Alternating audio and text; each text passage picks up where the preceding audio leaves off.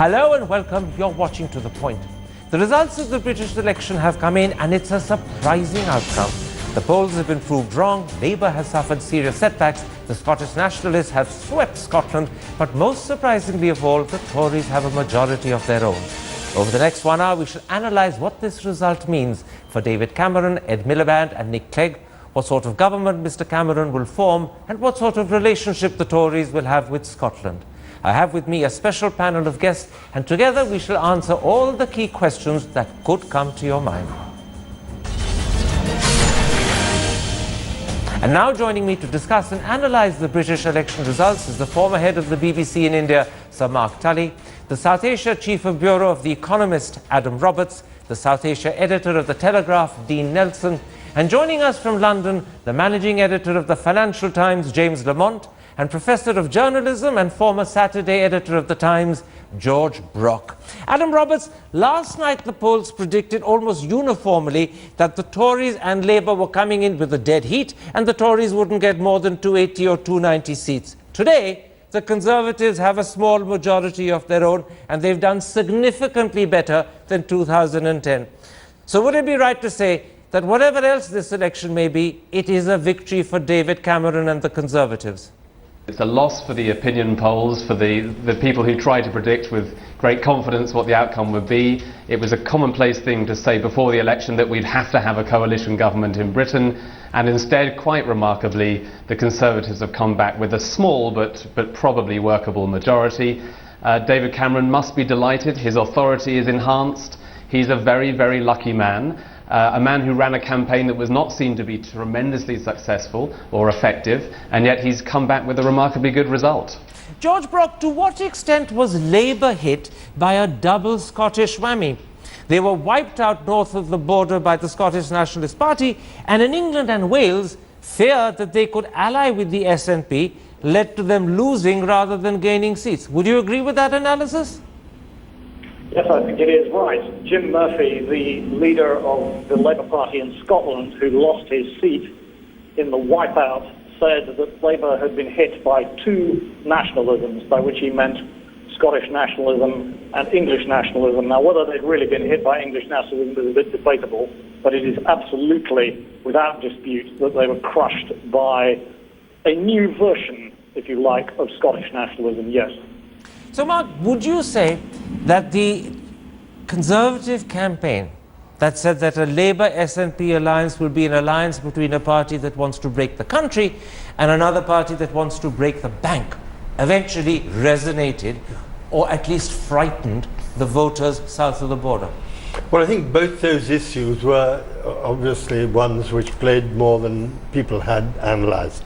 The idea that the economy was on the way up at last, that it had been reasonably well managed by the Conservatives, and that the Labour would go back to what many people see as the dark days of Gordon Brown, last Gordon Brown, and the last days of Tony Blair. So that was one side of it. And also, of course, as you say, the other side of it was the fear that Labour, although they said they wouldn't, Miliband categorically said he would not ally with the Scottish Nationalists, there was a fear, obviously, that he would do. James Lamont, when he won, Alex Salmond, the Scottish National Party leader, said that the Scottish lion had roared in Scotland. What did that roar feel like to people in England and Wales? Well, essentially what you have in Scotland now is a nationalist monopoly. And it is an extraordinary story, this sort of spectacular rise of the SNP taking almost all the seats in Scotland. I mean, it is a really seismic change north of the border. I think that we're yet to see what the roar sounds like, but I think that in terms of the voting intentions in Scotland, Scots were not voting for independence or necessarily for another referendum, and Alex Salmond and Nicola Sturgeon have made that clear in their statements over the last few days. However, what they are voting for is legislation and Scottish interests, and rather than separatism. But I wouldn't be surprised with a Scottish election coming up in 2016 that we don't see referendum, a second referendum, back in the manifesto. One of the big challenges that David Cameron now has, he'll have a day of self-satisfaction today, but there's some fairly existential questions he now has to grapple with. One is keeping the union together and the balance of power in England, Scotland, Wales and Northern Ireland. But also the UK's relationship with Europe, because part of his manifesto was pledging a referendum on the UK's EU membership. James has given us an encyclopedic answer that's actually touched on many things that I want to raise one by one later on.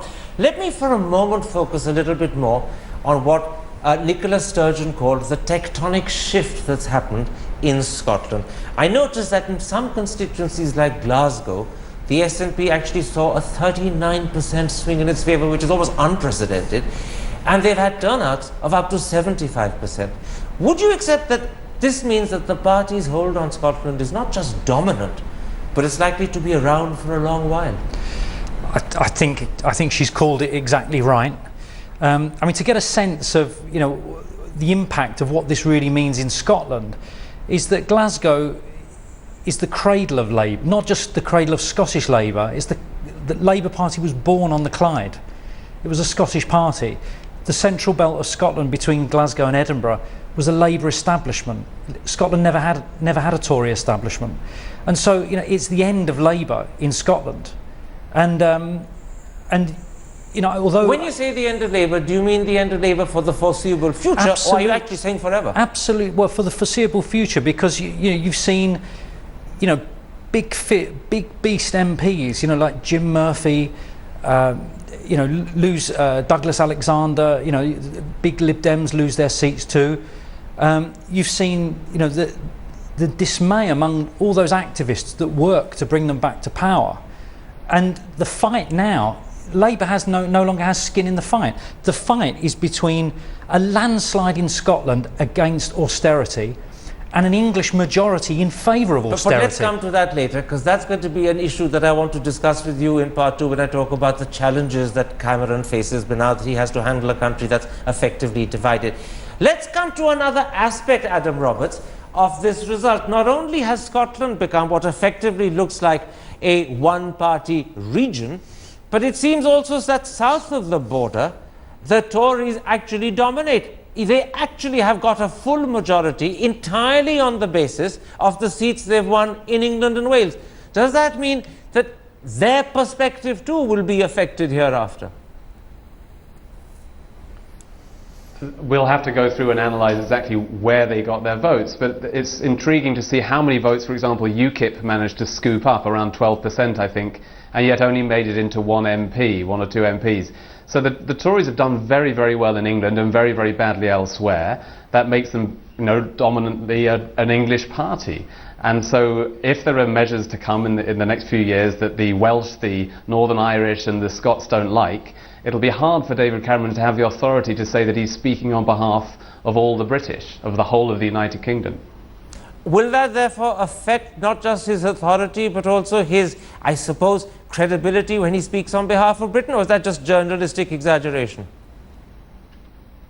I'm not sure that outsiders will press him on it as much as those within Scotland, those within Wales and so on. But I think it does go to the question that Dean just mentioned, others have mentioned, when we come to debating Britain's place in the European Union or Scotland's place within Britain, whether he is a leader who is going to preside over a united, solid, strong country, or a leader who presides over a rather divided country. George Brock, we've talked about what this election has done to Labour, what it's done to Scotland and the SNP. The other party that's been pretty damagingly affected is UKIP. They've ended up with just one seat. Nigel Farage, their leader and founder, has actually lost his seat. He's now gone on and resigned as well. Is this a sizable setback for UKIP?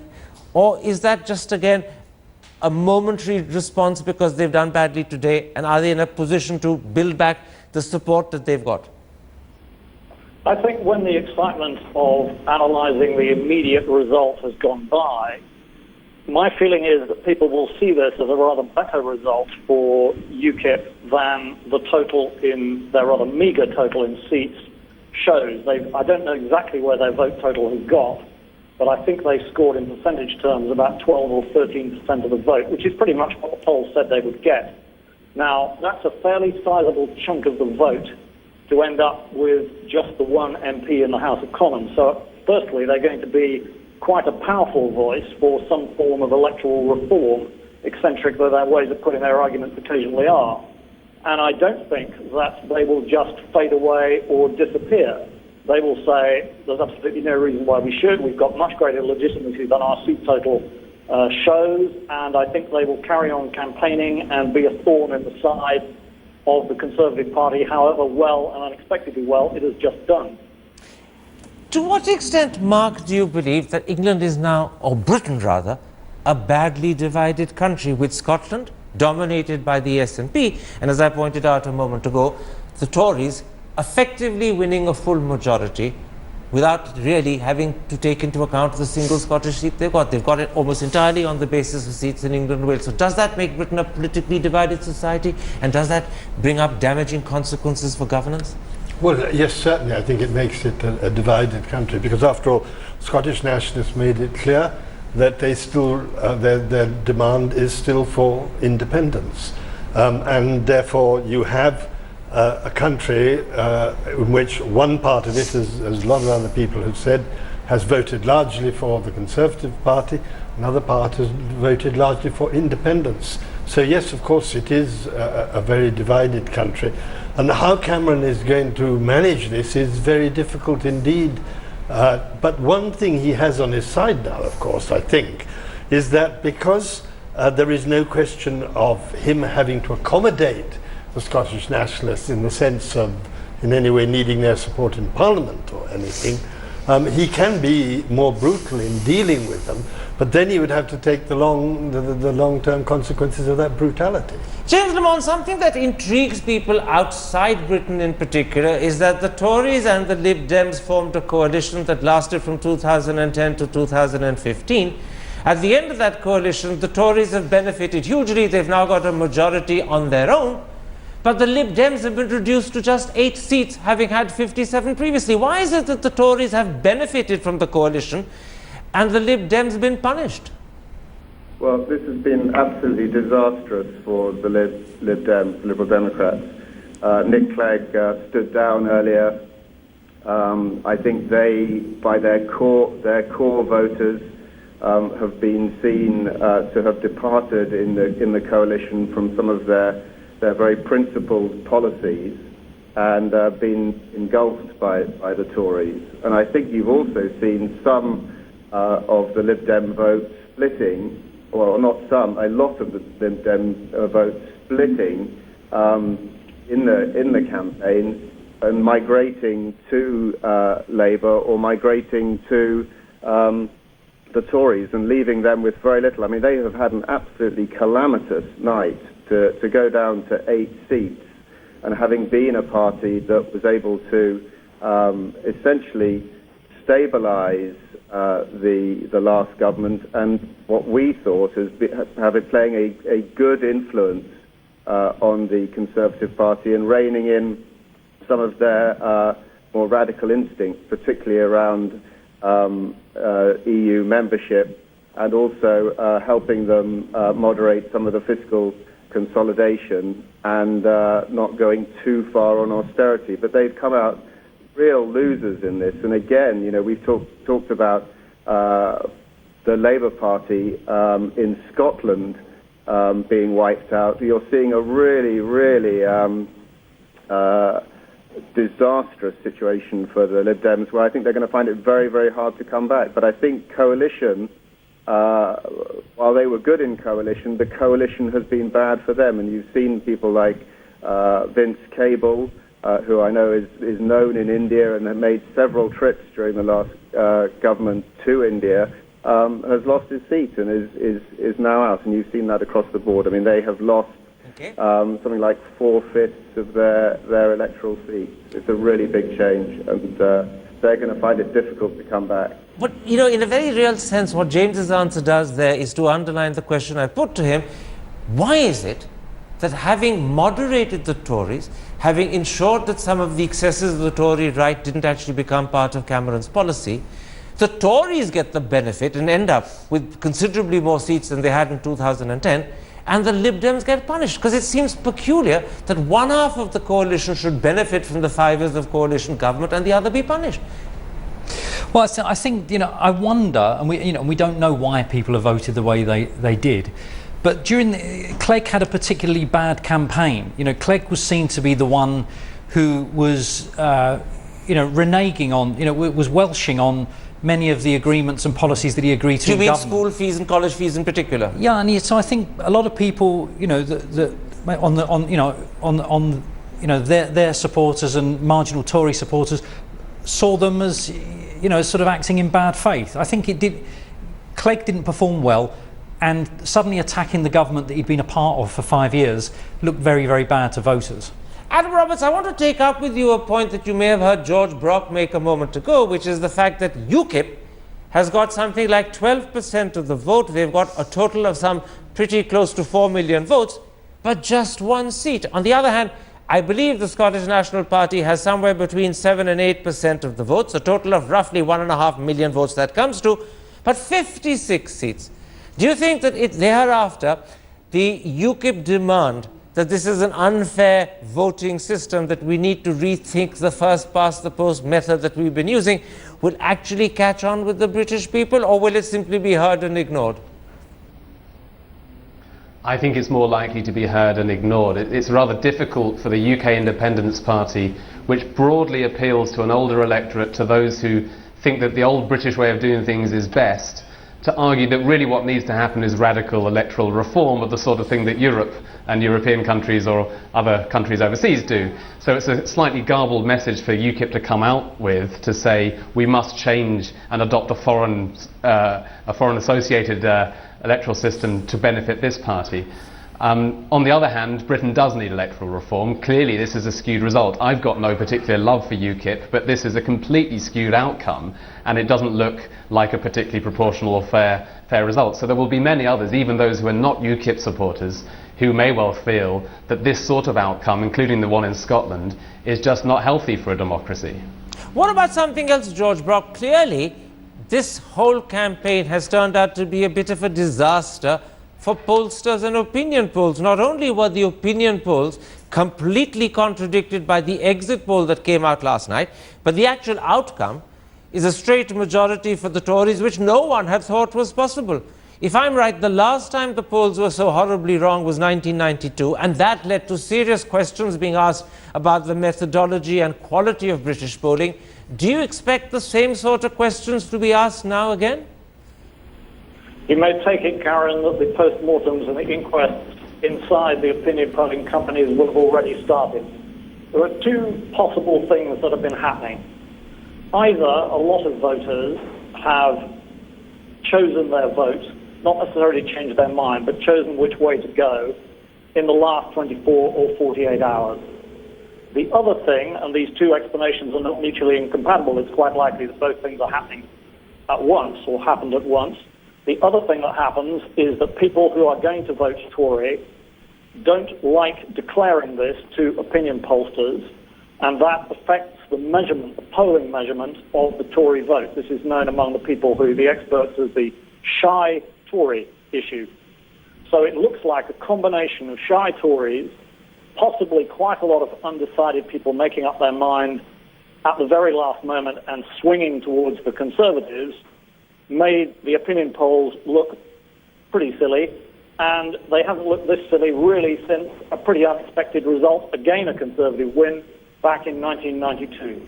There are some people, George Brock, who say that in fact the polling system or methodology also has a slight inbuilt Labour bias, which has shown up in previous polls in earlier elections. Do you go with that? There are those claims. I mean, they are always desperate to correct them, of course, if they think they can see a bias. Don't forget that the technique of collection changes. There was a shift, firstly, from face-to-face polling towards telephone polling. That telephone polling is now regarded as a rather old-fashioned way of doing it. A lot of people do it online. There are people who say that either telephone or online has a slight bias one way or the other. I think that they will be very, very keen to make sure this doesn't work. I would also add that quite a lot of the constituency level polls haven't been quite accurate either. They too seem to undercount the Conservative vote. So whatever the kink in the system is, it tends to produce a slightly pro-Labour, slightly anti-Conservative bias, and they will be desperately trying to adjust henceforward. James Lamont, now that he has a majority of his own, will Cameron be a more powerful Conservative leader? And are the questions that used to be asked about him, particularly from some of his right-wing backbenchers, stilled? Or might he have a bit of a problem handling the right wing, particularly since he no longer has that cushion of Nick Clegg and the Lib Dems to fob them off with?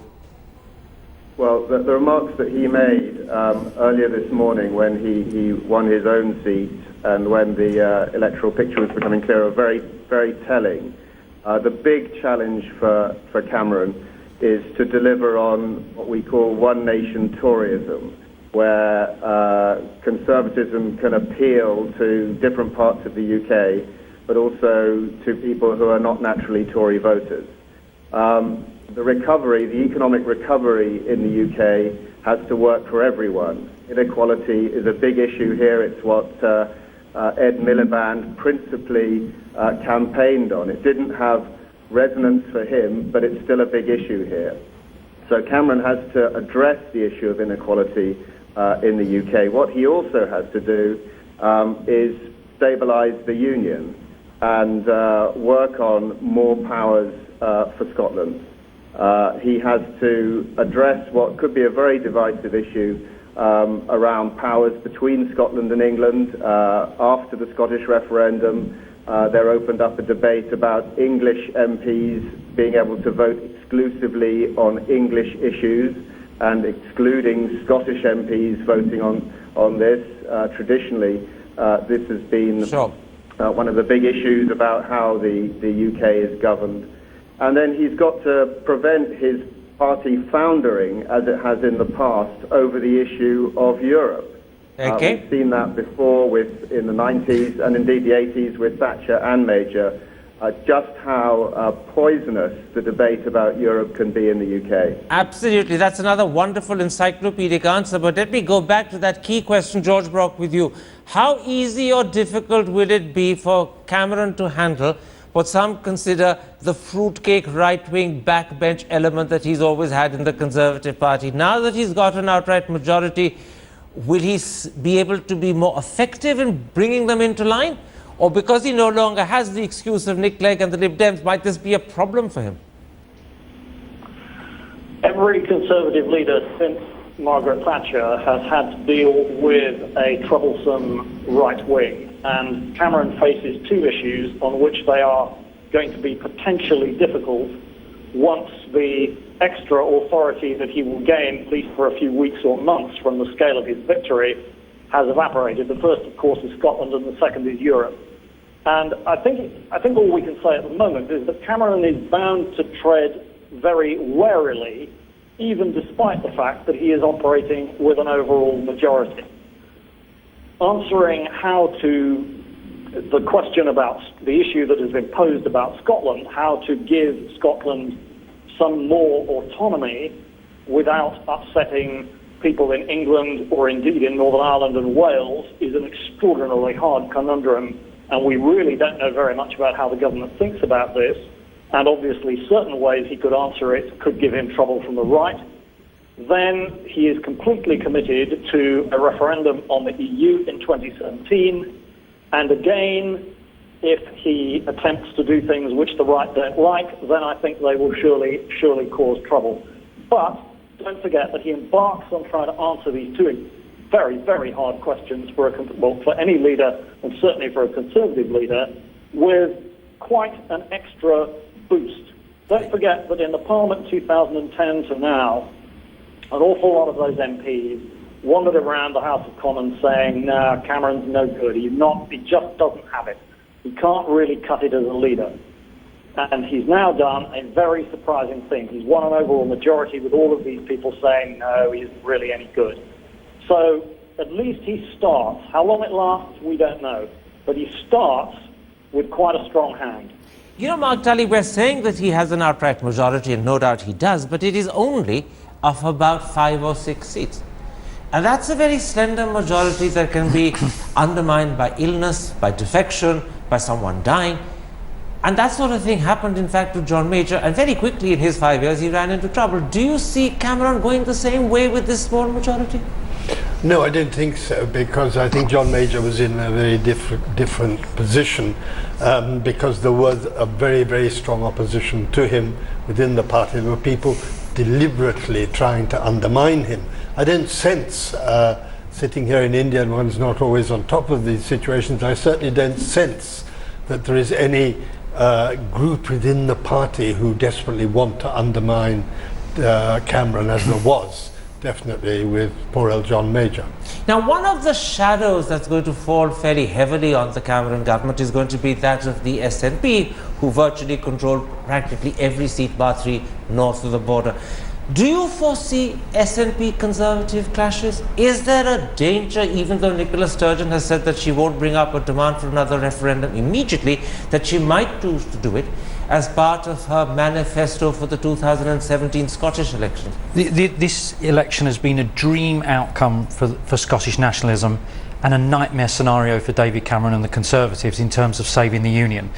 Nicola Sturgeon has said this wasn't a referendum, but there's an election in Scotland for the Scottish Parliament next year where a referendum will be a part of their manifesto, and for which they are expected to get another strong majority. So that campaign will be against a terrible backdrop of a landslide against austerity government in Scotland and a majority in England and Wales for austerity. Now, how does David Cameron square that? The SNP and the Tory government will be constantly at loggerheads. The SNP will constantly have an issue, and it's the same issue that gave rise to Scottish nationalism in the first place. It grew under Thatcher's rule throughout the 80s, where Scotland voted Labour and the SNP, but they got Tory Thatcherite government which they didn't support. Now you've got a landslide. There's never in Scottish political history been an outcome like this, where Scotland has voted absolutely for one clear thing, anti-austerity, and they're going to get the complete reverse of what they voted for. There is no better scenario for pushing for independence of Scotland. Would you agree with that, Adam Roberts, that in fact the Scottish question, far from being resolved, is bound to resurrect itself, and possibly in a far worse way than happened last year? I agree that it's not been resolved. I think there's a decent chance that there'll be a demand for another referendum, and there'll certainly be a debate about this just because of the election result we've just seen. That said, I don't necessarily think we'll be rushing into another referendum very, very soon. Look at the oil price, for example, and how much it's fallen since the referendum last year. It doesn't look coherently possible for Scotland to stand on its own from an economic point of view as an independent country if oil prices are slumping.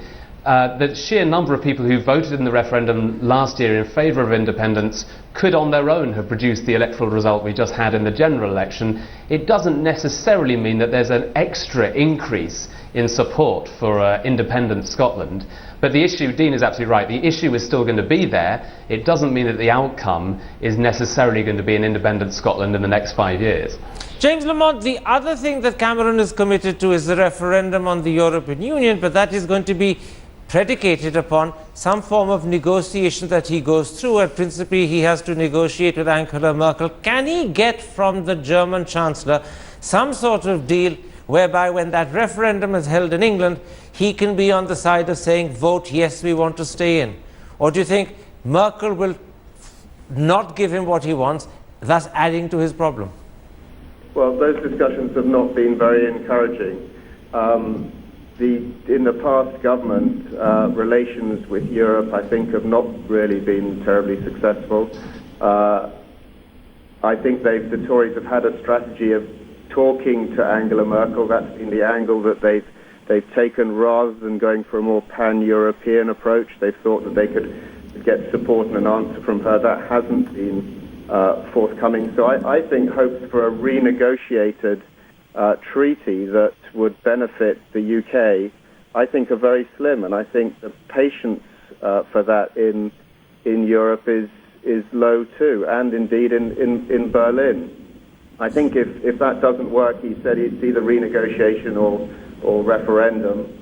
A referendum heralds a seismic change in the UK's relationship with its chief trading partner, and it would also shift the balance of power within the EU. And if we're looking for big stories on the horizon, we write a lot about Grexit, but now we're also having to seriously consider Brexit, which is Britain's possible exit from the EU. I mean, I think that Cameron will have a job to do to argue possibly that the UK has a place in Europe, not necessarily within the Eurozone, but certainly with the political compact that has maintained European stability since the end of the Second World War. Very quickly, George Brock, to sum up on those two big challenges facing Cameron, one handling Scotland, the other handling the European Union.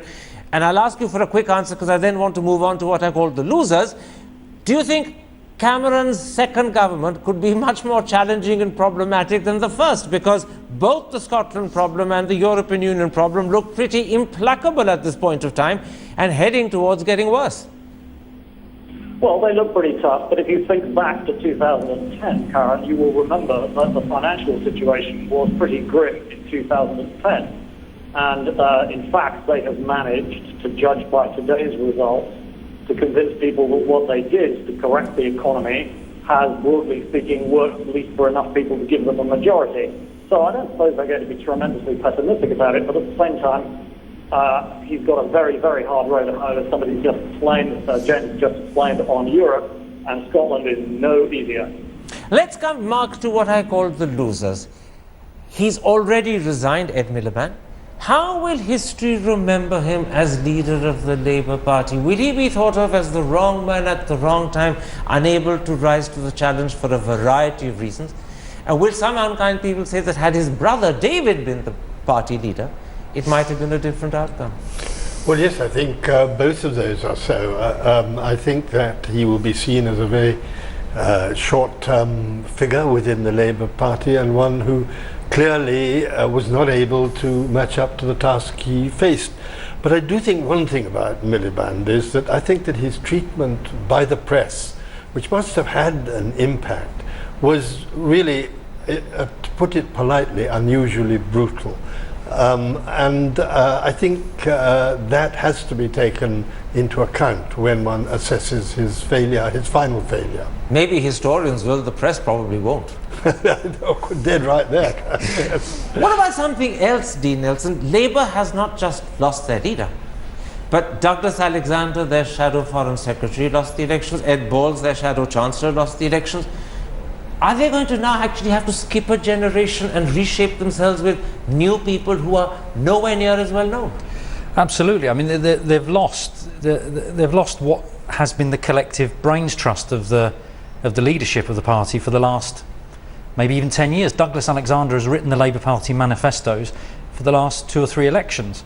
So it's huge, and I fear that it will reopen the whole Blair-Brown debate, because there's been a lot of anger today, particularly in Scotland, from Blairites blaming Ed Miliband and the leadership for the way that they've not reached out to a broader electorate through pursuing more narrow Labourist policies slightly to the left of where Blair was. So that old debate within Labour, are we too far to the left or are we not far enough to the left, will re-emerge? That debate is raging right now in an atmosphere of some bitterness and acrimony. Do you see them going down that sort of torturous path that he did with Michael Foot was there, and then he was succeeded by a whole lot of Labour? No, but the Blair and Brown thing is real, because for Labour the issue is always how big do we make the tent? How much of a threat do we pose to people? How hard do we push? So this is an existential debate that they will have to go through. Our instinctive tax demands, they're big things. Adam Roberts, what about Nick Clegg? He is the first Liberal leader to have actually played a role in government for some 50 or 60 years. He made it all the way to being Deputy Prime Ministership. Some who are favourable to him say that he sacrificed his party's political interest to secure the national interest. Is that how history will remember him? Or will they say he made a terrible mistake, he backtracked on important promises like those to do with education, he deceived the electorate and suffered? Which will it be?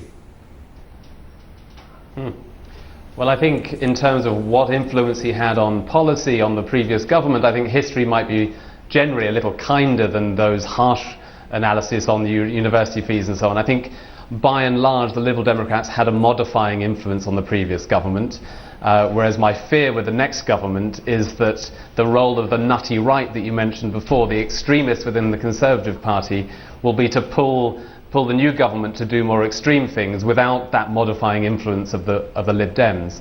So I suspect it will be defined slightly by what comes next. If the next government is a rather unpleasant government from the point of view of those on the left, then they will rather miss the moderating influence of Nick Clegg and the Lib Dems. From the point of view of the party, of course, Nick Clegg has been an electoral disaster. To have been reduced so low to a handful of MPs, there'll be jokes about, you can put the whole of the party of the Liberal Democrats in a single taxi.